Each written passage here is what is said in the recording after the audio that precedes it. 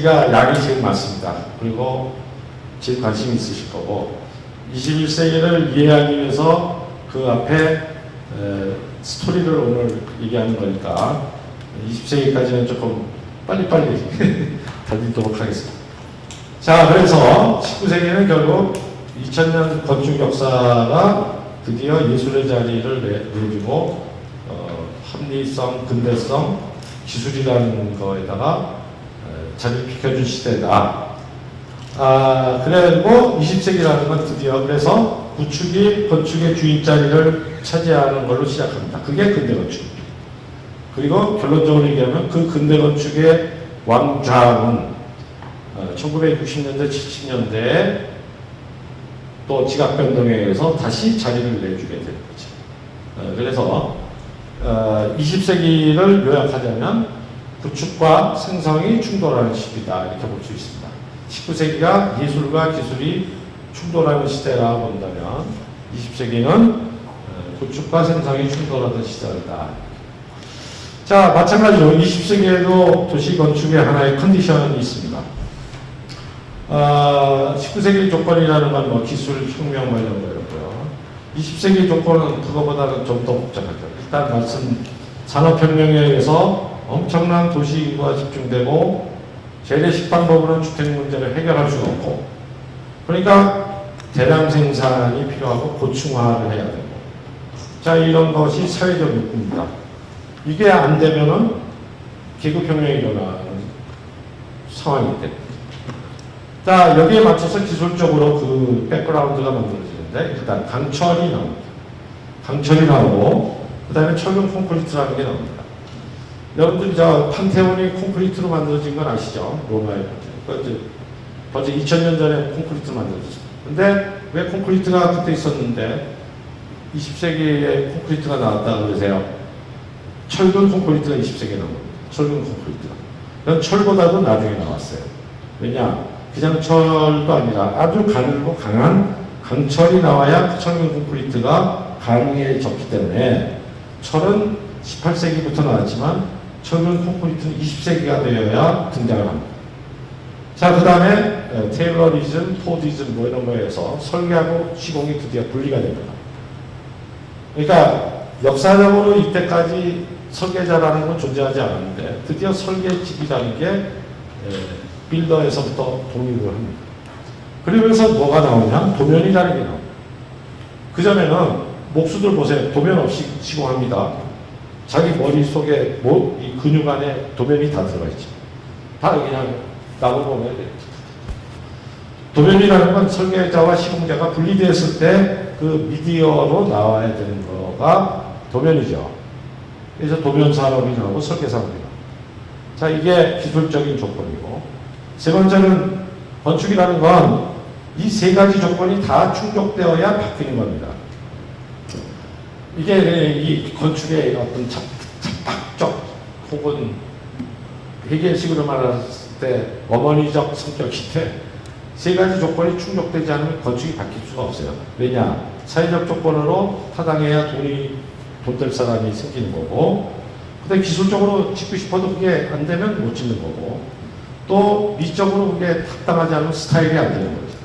이 세 가지가 다 충족되어야 하나의 스타일이 만들어지는데 근대 건축이라는 건 이 3박자가 딱 맞았습니다.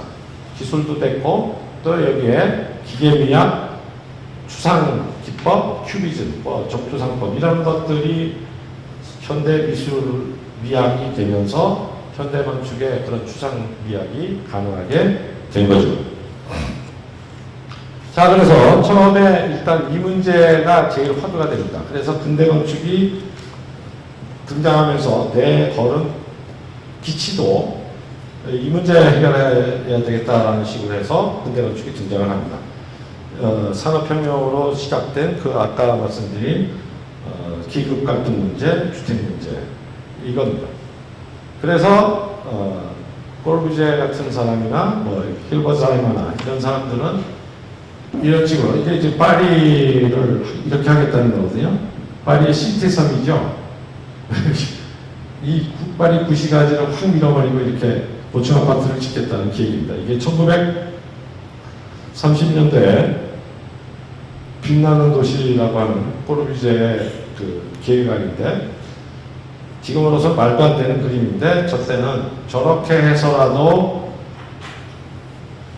도시를 바꾸고 문제를 해결하지 않으면 안 된다라고 얘기를 한 겁니다. 그래서 일종의 유토피아 도시죠. 유토피아 도시.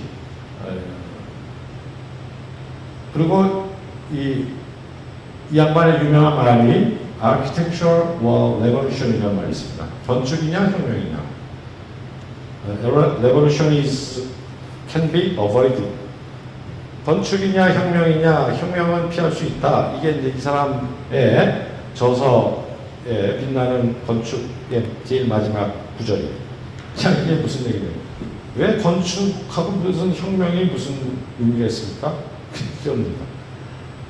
혁명하고 싶지 않으면 건축을 바꾸라는 얘기예요. 실제로 고구채를 쓸 무렵에 러시아 혁명이 일어나서 기업혁명에 의해서 나라가 바뀌었죠.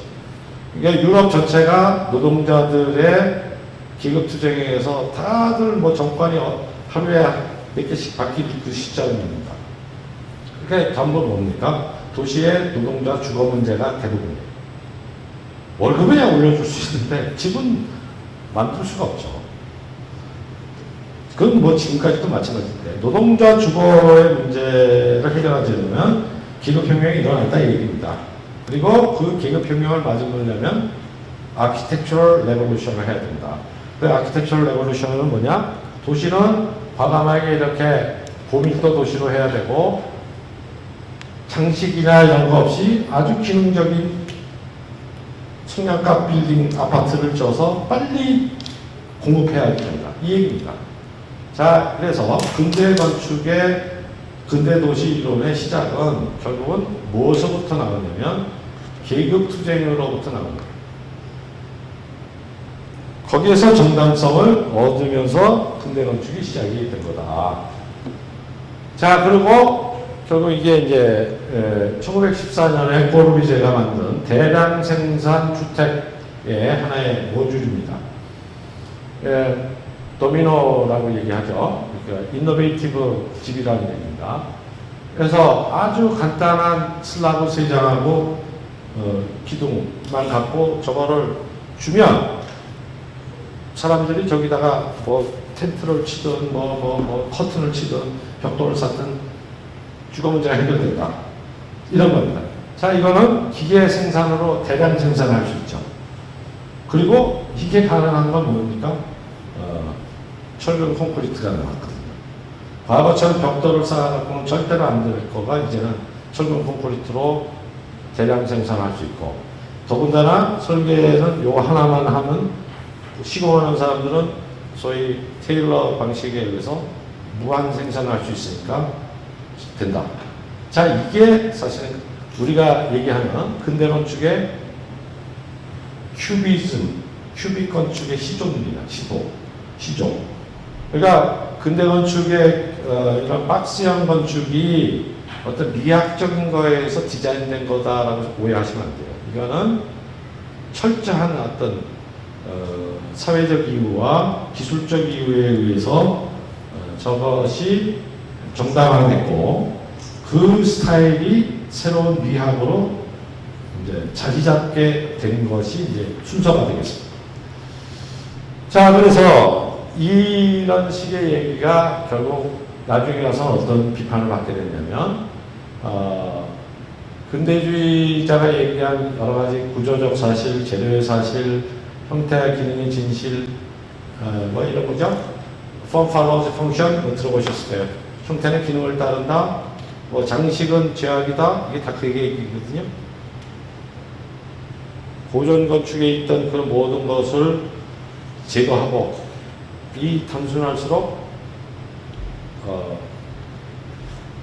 아름답다. 미스 반데로의 또 유명한 말 있죠. Less is more. 다 같은 얘기입니다. Less is more나 Form follows function이나 장식은 죄악이다나 다 이 근대주의자들의 얘기는 모든 장식을 배제하고 이 프로포션만으로 절대 미학을 얻어야 된다 이런 얘기고, 그걸 하기 위해서 이 예를 들면 빌라 사바 같은 건물은 이게 현대에서는 이게 하나의 판으로 만들어지죠. PC라고 해서 공장에서 만들어 올 수 있습니다. 근데 이 시절에는 그렇게 만들 기술이 없음에도 불구하고 이거 다 재래식 방식으로 만든 거예요. 보기에는 아주 현대식 1970년대식으로 만든 것 같은데 다 벽돌 공들이 가서 이렇게 쌓고 시멘트로 이렇게 칠한 겁니다. 그러니까 사실은 가짜죠. 가짜인데 진짜인 것처럼 보이는 거죠. 그러니까 그런 걸 비판하는 사람들이 이런 식으로 얘기합니다. 어떤 선교사적인 태도, 엘리티시즘 이걸 통해서 실제로 그렇지도 않은데 어떤 형태적인 순수함을 주장하고 있다. 자, 뭐래도 좋습니다. 이게 뭐 나중에 이렇게 비판할 수도 있죠. 그런데 분명히 이들이 공언한 거는 새로운 시대에 맞는 새로운 미학을 기술을 가지고 그걸 사회에다가 선포를 함으로써 새로운 하나의 건축을 그러니까 19세기가 2000년의 건축 역사를 막 바꿨다면 드디어 이제는 질적으로 완전히 달라. 서양 건축의 모든 것과 질적으로 다른 걸 만들었다는 측면에서는 뭐라고 해도 이들이 평가절하돼서는 안 된다라고 저는 생각합니다. 자, 이게 이제 꼬르비제의 빛나는 건축을 위하여라는 책에 나오는 그림인데 파르테논하고 자동차를 이렇게 같이 동렬해 놓습니다. 이게 무슨 뜻일까요? 우리가 이 자동차를 보고 20세기 문명이네 하고서 깜짝 놀라듯이 이 건축물이 등장했을 때 그리스 사람도 똑같이 놀랐을 거다. 이제 그런 때가 됐다. 자동차에 해당하는 건축이 나올 때가 됐다. 뭐 자동차는 보고서 꿀떡 그러면서 이 자동차에 해당하는 이런 건물이 나오는데 뭐가 그렇게 대수냐 뭐 이런 얘기입니다. 자, 이것도 뭐 비판을 하는 사람들은 이런 식으로 얘기해요. 이 공학에 대한 경도는 산업혁명에 대한 하나의 열등감이다. 뭐 이런 얘기를 아주 시리컬하게 하는 사람도 있고, 이제 미스 반데로에 같은 사람은 드디어 고층 건물을 짓는데 일체의 르네상스식 보존주의적인 정식이나 이런 거 하나도 없이 진짜로 미니멀한 박스만 갖고 고층 건물을 짓습니다. 자, 저런 것들이 이제 1958년인데 이때부터 전 세계를 지배를 하게 되고 이게 이제 모더니즘이 아니라 그때부터는 우리가 인터내셔널리즘이라고 그러죠. 우리나라도 대부분의 뭐 3.1 빌딩서부터 시작해서 그 당시에 지었던 건물은 다 이렇게 지었고 이게 소위 우리가 모던하네라고 할 때 모던하네의 건물이죠. 그래서 뭐 만프레드 타프리 같은 이 사람들은 이거를 어떤 그 자본주의의 집합적 운명을 상징하는 하나의 상징성이다라고 얘기를 하는데 뭐 그런 측면이 없지 않아 있죠. 말씀드리겠습니다만은 이런 얘기죠. 모더니즘이라는 것이 기본적으로 다른 예술도 그렇지만 아방가르드죠. 아방가르드라는 얘기는 기존 예술로부터 전위에 서서 새로운 혁명적인 것을 한다는 얘기죠. 그런데 그 아방가르드가 어느 날 갑자기 대기업의 사옥에 쓰이기 시작하는 거죠. 자, 이거 어떻게 봐야 됩니까? 그건 뭐 예술도 마찬가지죠. 뭐 듀샹이 제일 비싼 그림이 되듯이 그런 아방가르드가 거꾸로 자본의 하나의 선전도구가 되는 이 놀라운 현상 뭐 이런 측면에서 어떻게 보면은 이 가장 체제의 전위적인 이런 예술이 대기업 사업에 어휘로 쓰이는 이런 아이러니가 근대 건축이 가지고 있는 또 하나의 숙명적인 한계고 더 나아가면 건축의 한계이기도 합니다. 뭐 이 얘기 좀 더 하자면 자, 이 왼쪽 그림 같은 게 이제 러시아 구성주의의 뭐 대표적인 작품 중에 하나입니다. 체르니코프라는 사람이 신 거고 어떻게 공장처럼 생겼죠. 기계 미학입니다. 그러니까 기계에 대한 굉장히 어떤 열망과 선망과 이런 게 있습니다. 이 사람들은. 왜? 혁명적입니다.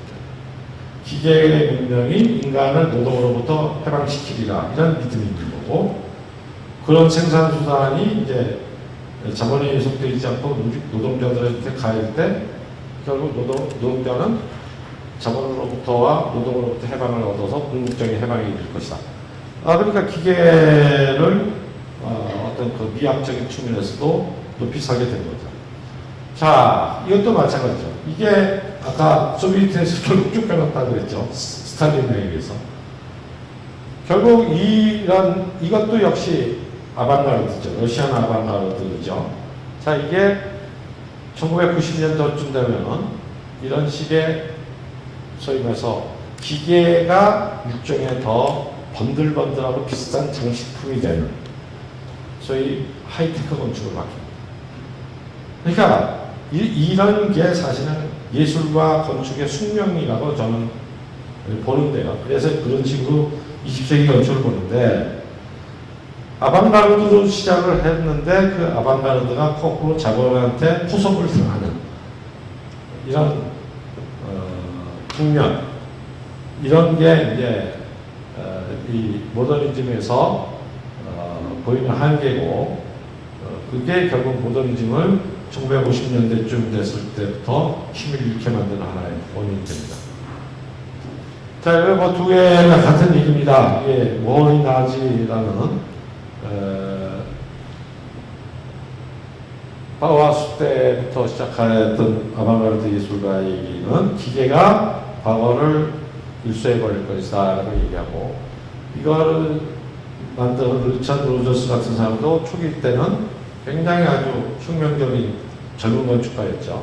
이때 쓴 글을 보면 기술은 결핍으로부터 해방된 사회에 대한 전망을 제공하고 노동으로부터 해방할 것이다, 이렇게 얘기하면서 기계 미학을 얘기했지만, 나중에 스타 건축가가 되고 돈 많이 버니까 아주 돈 많은 사람들을 위해서 아주 희귀한 장식을 만드는 이런 건축가가 됩니다. 뭐 이런 식이죠. 이 데미안 허스트의 다이아 박은 해골 보면서 무슨 생각을 하십니까? 뭐 세상에서 제일 비싼 예술이네요. 이런 거죠. 다니엘 벨이 말했듯이 전위가 없어졌다는 거죠. 전위. 아방가르드라는 건 없죠. 왜? 자본주의가 전위까지도 제도로 수용해버렸기 때문에. 그러니까 이런 식의 전위 예술이 잘만 하면 내가 갑부가 되는 하나의 수단이 되는 거죠. 그러니까 하나의 혁명과 아방가르드로서의 끝까지 사명을 다하는 예술이라는 게 과연 있느냐? 잘 모르겠어요. 저는 잘 못 찾겠고요. 특히 서양의 현대 예술이라든가 이런 데를 보면 더 그렇구나라는 생각이 하게 됩니다. 1990년대 아니 70년대부터 나타난 포스트 모더니즘 건축입니다. 이게 이제 모더니즘 건축물에 아주 딱딱하고 박스형 건물을 탈피해서 훨씬 이렇게 어휘가 풍부하고 뭐 이렇게 고전주의적인 어휘도 갖다 놓고 뭐 이렇게 세모, 네모, 색깔, 원색, 동그라미 이런 걸 막 써서 어떻게 보면 유치하고 어떻게 보면 대중적이고 이런 거를 하는 입장이 포스트 모더니즘인데, 이런 사람들도 처음에는 자기네들이 아방가르드를 표방하고 나섰지만 결국은 실용성보다 미적인 거에 대한 선호를 하고, 그 다음에 자기가 마치 창조주의인 양 혹은 세상을 다 표현하는 양 그런 하나의 신드롬을 보이는데, 그걸 뭐 파운틴펜 신드롬이라고 표현하는 학자도 있습니다. 자, 그래서 뭐 이게 대표적인 포스트 모더니즘 건축물이죠. 고딕을 흉내내고 뭐 중세의 궁전을 흉내내고, 이게 다 대기업 사업들인데요. 이런 거를 이제 데이비드 하비 같은 맞으면 사회주의적 입장에서는 비평만 이렇게 보입니다. 의사소통을 말하고 대중주의를 말하지만 그것은 마켓이 이 사회에서 가장 선차적인 의사소통의 언어라는 점에서 시장 지향률 수밖에 없다. 그래서 대중들의 갖가지 취향들을 꼴라주하여 다양성을 추구할 뿐이라는 점에서 아방가르드적이다. 뭐 이런 얘기고, 프레디 제임슨 같은 사람은 자본주의, 후기 자본주의라는 측면에서 봅니다. 자본주의가 60년대부터 고도 축적에 들어가서 재고가 많이 축적되니까 그거를 빨리 추진시키기 위해서 의도적 진보화를 할 필요가 있게 되고, 그 의도적 진보화에 제일 좋은 게 뭡니까? 새로운 패션과 스타일이죠.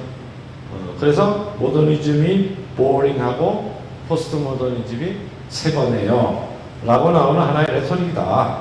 그러니까 결국은 포스트 모더니즘이라는 건 진보화, 의도적 진보화를 하기 위한 하나의 레토릭이지, 이게 무슨 놈의 아방가르드냐. 대강 이런 입장을 가진 사람들이 좌파 이론가들의 입장입니다. 자, 도시로 말하자면 이제 역시 이 모더니즘이 20세기 중반쯤 되면 의심받기 시작합니다. 모더니즘의 건축은 세인트 루이스에서 1972년 7월 15일 3시 31분에 죽었다. 이렇게 쓴 사람이 누구냐면 찰스 쟁스라는 건축 비평가인데요. 이 7월 15일 3시 31분이 뭐냐면 요때입니다. 요때에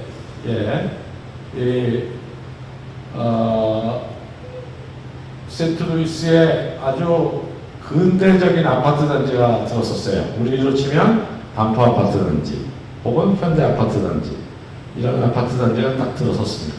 70년대 초반에. 자, 초반에 들어섰는데 몇 년을 못 가고 여기가 완전 슬럼화가 되고 범죄율이 가장 높은 데가 되고 인종 갈등이 제일 심한 구역이 됐어요. 무슨 수를 써도 안 되고. 그러니까 소위 백인들은 다 교회로 나가고 여기는 더 심각해져 갖고 결국은 진지 얼마 되지도 않아서 폭파공법으로 이걸 부셨습니다. 이 날이 현대건축이 죽은 날, 그 모더니즘이 죽은 날이라고 얘기합니다. 이 얘기는 뭐냐면 앞에 그 꼬르비제 이상도 시서부터 시작돼서 거의 20세기 전반을 지배해왔던 어떤 합리주의, 합리적 정신에 의해서 사람들은 행동할 것이며 합리성과 이성에 의해서 잘 프로그램되고 잘 계획되고 도시가 만들어지고 건축이 만들어지면 잘 작동할 것이다. 앵걸 사람은 그렇게 안 할 겁니다. 여러분들도 한번 생각해 보세요. 저는 서울 사람이니까 그런 비유를 드는데요.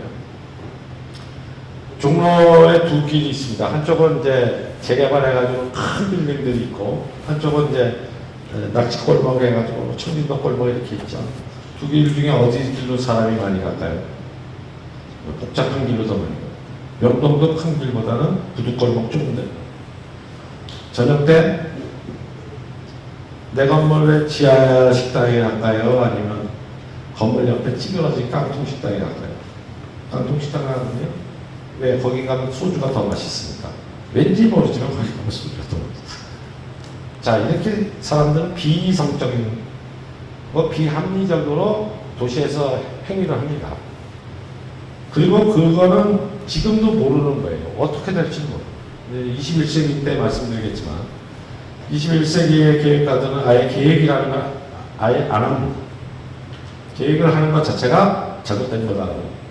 어떻게 우리가 그걸 예측할 수 있고 어떻게 우리가 만든 장치에 사람들이 그거에 대해서 마치 기계의 부품처럼 작동할 거라고 볼 수 있냐.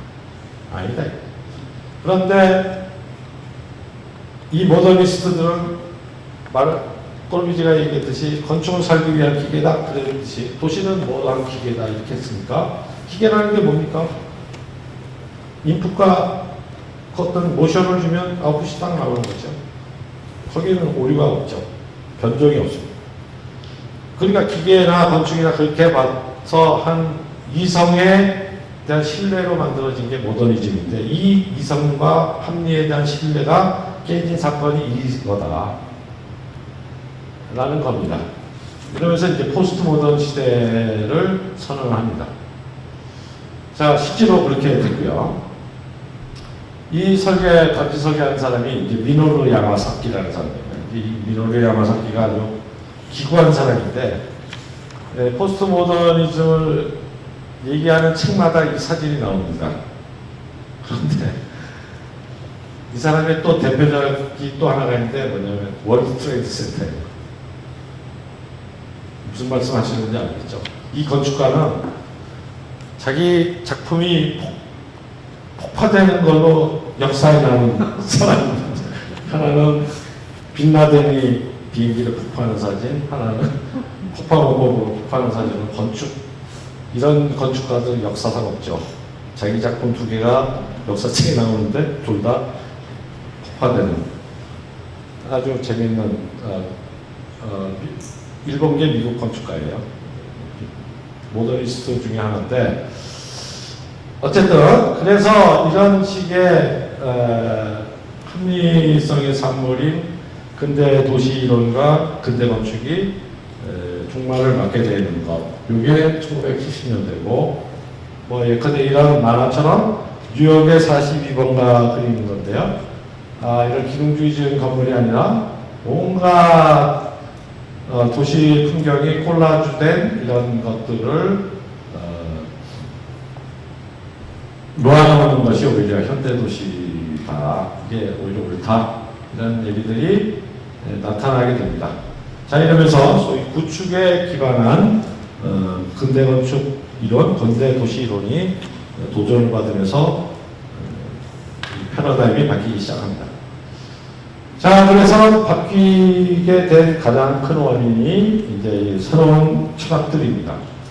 뭐 하이데거의 현상학, 후설, 하이데거의 현상학, 소시르의 구조주의 언어학, 그다음에 레ヴ이-스트로스의 구조주의 인류학, 이런 초기 구조주의에 의해서 초기 포스트 모더니즘 도시 건축 이론이 나옵니다. 거의 대표적인 사람들이 이제 크리스찬 도보 슐츠라든가 안드로시, 콜린로, 케밀로치 이런 사람들인데 관심 있으신 분들은 다 이름 들어보셨을 거고, 장소성이라는 얘기, 타이포로지라는 얘기, 컨텍스트라는 얘기, 시티 이미지라는 얘기, 이것도 관용적으로 굉장히 많이 쓰이는 말입니다. 요컨대 이겁니다. 이거를 보시면 콜린 로우가 쓴 책에 나오는 거죠.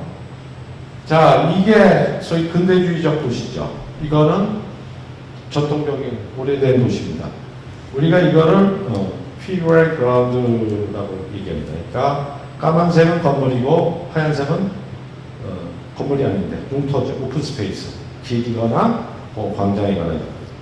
자, 여기는 이 까만 것과 하얀 것의 밀도가 거의 같죠. 그러니까 그 길이라고 하는 것이 아주 컴팩트하게 서로 얽혀져 가지고 이 양반이 이제 로마를 표현한 바에 의하면 상호전성, 독립성, 다중성, 침투성이라는 조건하에 갈라진 파편들과 충돌하는 장이 잘 이시되어 있어서 브리콜라즈의 정신을 얘기한다. 브리콜라즈라는 건 레ヴ이-스트로스가 쓰는 개념이죠.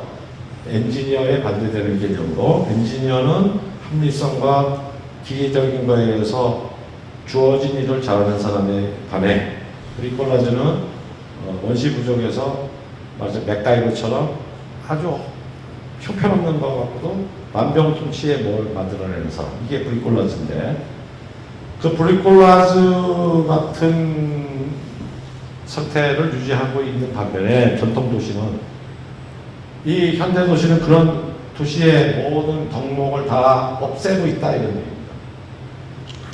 그래서 이런 것들을 유지하고 보존해야 되고 새로 만들더라도 이런 가치를 돼야 된다, 이런 얘기들이 어반 컨텍스트의 얘기고요. 그 다음에 타이포로지라는 건 뭐냐면 생뚱맞은 20세기 초에 지어진 그런 박스형 건물 갖고는 오래된 도시에서는 이 여러 가지 도시 환경이나 경관을 망친다. 그래서 이 사람이 그린 그림처럼 도시는 이런 오래된 조직과 새로운 조직과 큰 길과 역사의 여러 가지 고고학적 층위가 이렇게 복합적으로 되어 있어야 된다. 뭐 이런 얘기. 그 다음에 이 슐츠 같은 사람은 스페이스에서부터 플레이스라는 것이 중요하다 이렇게 합니다. 그러니까 스페이스 플레이스라는 건 이런 뜻이죠. 스페이스는 수학적 공간입니다. 그러니까 쉽게 얘기하면 부동산적 공간이에요. 그러니까 예를 들어서 광주의 동명동의 100평이나 저 첨단단지의 100평이나 수학적으로 보면 똑같이 100평이죠. 자, 그런데 그거는 스페이스 수학적으로 보면 100제곱미터 100평. 장소로 보면 얘기가 다르죠. 거기가 내 고향이라든지, 거기에 내 뭐 오래된 친혼살림 집이 있었다든지, 그러면 똑같은 100제곱미터가 다르죠. 그러니까 도시의 어떤 공간에서 기억도 없애고 역사도 없애고 뭐 그런 추억도 없애고 그거를 그냥 부동산적인 가치로 100제곱미터로 보는 게 누구냐면 이 모더니스트입니다. 아까 파리 미조원에 보셨죠. 파리 역사 필요 없다. 그거를 그냥 하나의 면적으로 본다. 자, 이 입장이 모더니스트였다면, 자, 여기에 지니우스 러치라고 할 말은 장소의 훈령이라는 뜻입니다. 지니우스라는 게 영혼, 요정 이런 뜻이죠. 러차이라는 건 이제 장소에는 귀신이 있다는 얘기예요. 그거를 수학적 공간으로 보면 안 된다는 얘기고, 그런 의미에서 장소성 이런 얘기들을 얘기하게. 이게 다 근대 건축에서는 베타 시대고 하면 안 된다라는 얘기인데, 그런 것들을 다시 끄집어내야 됩니다. 끄집어내고, 제가 초기에 말씀드렸다시피 그게 뭐 어느 날 갑자기 나타나는 게 아니라 이런 철학적 변현, 철학적 말하자면 변혁, 플라톤서부터 시작된 그 오래된 관념주의 철학이 의심받기 시작한 1920세기 중반에 철학적 쉬프트가 일어나는 것처럼 건축 도시론에서도 같이 이런 일이 벌어진다. 이런 얘기입니다. 자, 이게 조금 더 나가면 후기주의, 구조주의론을 또 적극적으로 받아들입니다. 이거는 1990년대쯤 되면은 이 유행인데, 미셸 푸코라든가 드레즈, 뭐 알투셀, 뭐 라칸, 뭐 이런 사람들의 철학을 내리다, 이런 사람을 적극적으로 차용해서, 예를 들어 미셸 푸코의 헤테로토피아 개념을 활용해서 이 설계를 했답니다. 뭐 대표적인 사람이 이제 램크라스라는 사람이에요. 그 다음에 뭐 이 크리스토퍼 알렉산더라는 사람은 패턴을 얘기하는데, 이 사람은 뭐 후기보다는 전기에 가깝지만 뭐 후기하고도 연결이 됩니다. 예컨대 이런 거죠. 도시는 이렇게 나무 구조로 되어 있지 않다. 예를 들면 이런 게 나무 구조죠. 나무 구조라는 건 뭡니까? 아파트 단지 내가 들어갔다. 난 101동에 산다. 101동에 102호에 산다. 그럼 나는 거기까지 가는 경로가 나무 구조로 가는 거죠. 이렇게 101동, 뭐 102호 이런 식으로. 자, 그런데 전통적인 골목은 여기에서 여기를 갔다 그러면 갈 수 있는 경로가 어마어마하게 많고, 그게 막 겹쳐지면서 수없는 이벤트가 일어나고 수없는 만남과 해프닝과 이런 게 일어나죠. 자, 이런 게 도시고 그것을 존중해야 된다는 얘기가 이제 크리스토퍼 알렉산더의 이론입니다. City is not free 이런 얘기죠.